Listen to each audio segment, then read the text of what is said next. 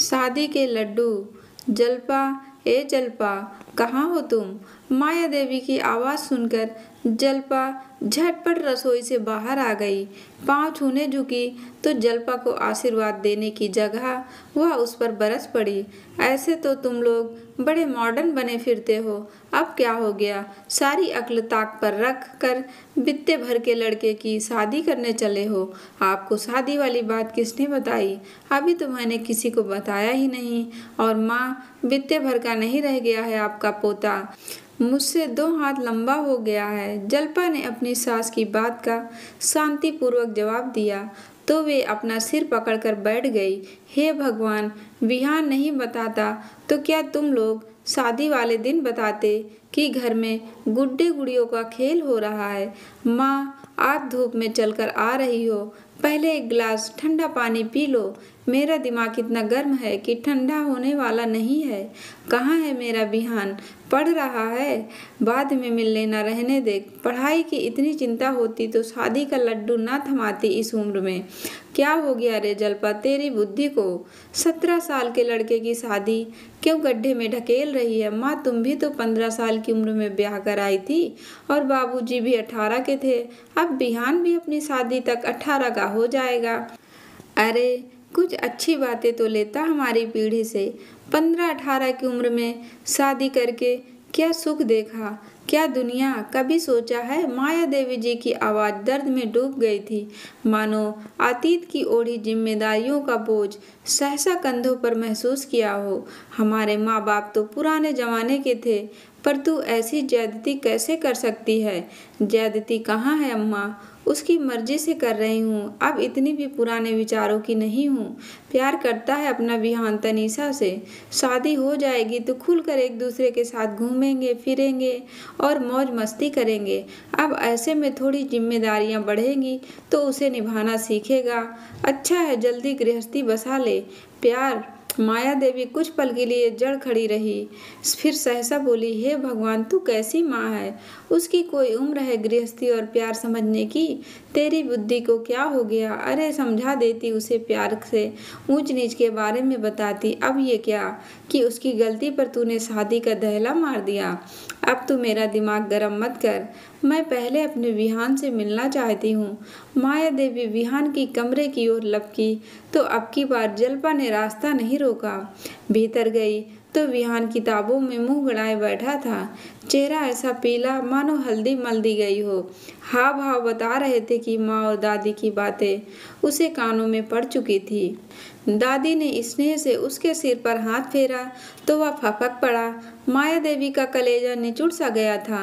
हंसता बोलता मस्त बच्चा ये शादी के पचड़े में कैसे फंस गया? दादी की बात सुनकर विहान की सिसकियां और बढ़ गई थी। उसकी हालत देखकर माया देवी ने उसे गले से लगा लिया। टूटते फूटते शब्दों में उसके मुंह से निकला, दादी, मैं ये शादी नहीं करना चाहता हूँ, मैं अभी पढ़ना चाहता हूँ। मम्मी मेरा फ्यूचर खराब कर देंगी। ना ना विहान, अब देख मैं तेरे साथ कैसी खड़े होती हूँ। तेरी मम्मी की जिद की ऐसी की तैसी। दुलारती दादी सहसा ठिठकी। अच्छा, ये तो बता मम्मी की बेवकूफ़ी में और कौन कौन साथ दे रहा है?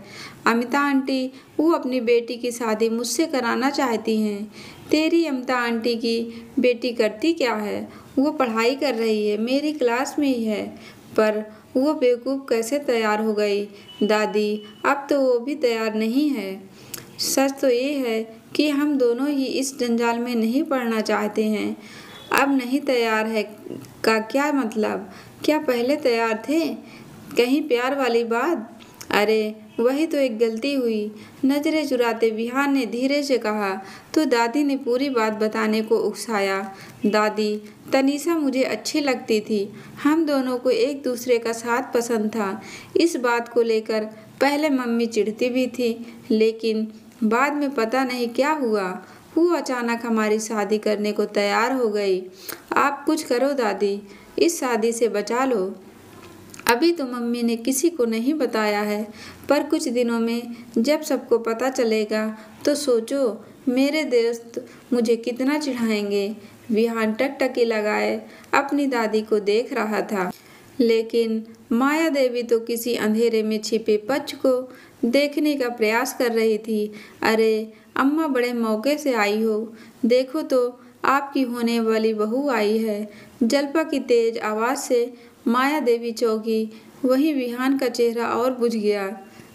विहान, ओ विहान, कहाँ हो बेटा? देख तेरे लिए क्या लाई हूँ। अमिता की आवाज़ सुनकर विहान ने अपने कानों में उंगली डाल ली थी और इधर जल्पा मेरी बहू कहती हुई बैठक की ओर दौड़ी। मुझे तो प्यार शब्द सुनने से घुटन हो रही है। कोई प्यार व्यार नहीं है, हमें अच्छी खासी पढ़ाई लिखाई छोड़कर शादी कर लूँ मैं, वो भी विहान से। ओ मैडम, गलती आपसे नहीं मुझसे हुई है। जिस उम्र में करियर पर फोकस करना था, तुम्हारी वजह से कहीं और चला गया। दोनों के झगड़े को जहां अमिता और जल्पा मुंह बाएं देख रही थी, वही माया देवी ने उन्हें रोका। बस चुप हो जाओ तुम लोग।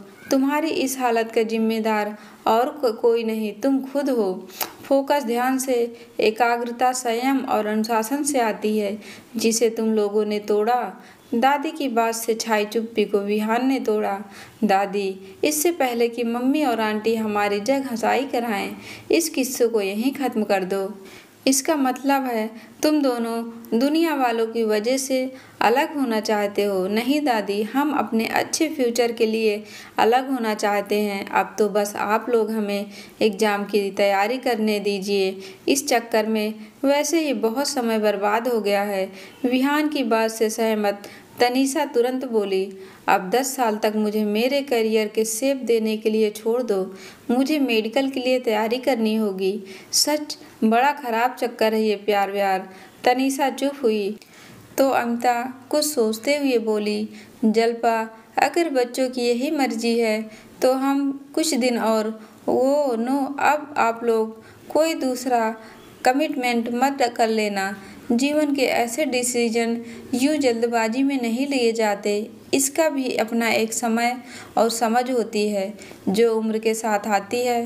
कहती हुई नतीशा अमिता को लगभग खींचती हुई साथ ले गई। वो घर से क्या गई? विहान के तो खुशी के मारे पंख ही निकल आए। मैं भगवान के सामने दिया लगाती हूँ, कहती हुई माया देवी पूजा के कमरे में चली गई। जल्पा आंखें मूंदे सोफे पर धम्म से बैठ गई। सहसा उसके होठों से एक रहस्यमयी पर स्मित हंसी झलकी। उसके जहन में तनीषा की बात, जीवन के ऐसे डिसीजन यूं गूंज रही थी। यही बात तो उसने भी कही थी, पर उस वक्त तो लगा था जीवन का सार उनके कानों तक पहुंचा ही नहीं था। 4-5 महीने पहले की ही तो बात है, जब उसने विहान और तनीषा को एक साथ मोटरसाइकिल पर बैठे देखा था। साथ बैठना अजीब नहीं था, अजीब था तनीषा का उसके हद तक चिपक कर बैठना। जल्पा का मन निचुड़ सा गया था, पर एक दिन बड़े संकोच से अमिता ने कहा कि विहान और तनीषा के बीच कुछ चल रहा है। तनीषा ने विहान को लेकर मुझसे झूठ भी बोलना शुरू कर दिया है। अमिता की बात सुनकर जल्पा के पांव तले जमीन खिसक गई। दबे शब्दों में उसने विहान को समझाया तो वह भड़क गया। इधर अमिता के प्रति तनीषा के बागी तेवर मुखर हो गए थे। जब दोनों ने मिलकर उनको समझाने की कोशिश की तो दोनों ने मिलकर घर वालों के खिलाफ मोर्चा खोल दिया। पढ़ाई लिखाई ताक पर रखकर एक दूसरे का साथ निभाने की घोषणा कर दी। उनका जोश दूध के उफान की तरह अपनी उठान पर था। तभी जल्पा ने अचानक दोनों की शादी की पेशकश की, जिसे अमिता ने मंजूरी दे दी। विहान और तनीषा के बागी तेवर सहसा मंद पड़ने लगे। यकायक उलझन में पड़े, कुम्हलाने लगे। अब न तो फ़ोन पर लंबी बातें होती, न ही आपस में मैसेज का आदान प्रदान होता। मिलना जुलना भी बंद था। दोनों अपने कमरों में किताबों में मुंह घुसाए नजर आते। अब वे एक दूसरे का नाम सुनकर चिढ़ने लगे थे। अमिता भी कहती थी कि विहान के साथ घूम आओ तो तनीषा चिढ़ जाती। कामोबेश यही स्थिति विहान की भी थी और आज विस्फोट ही हो गया।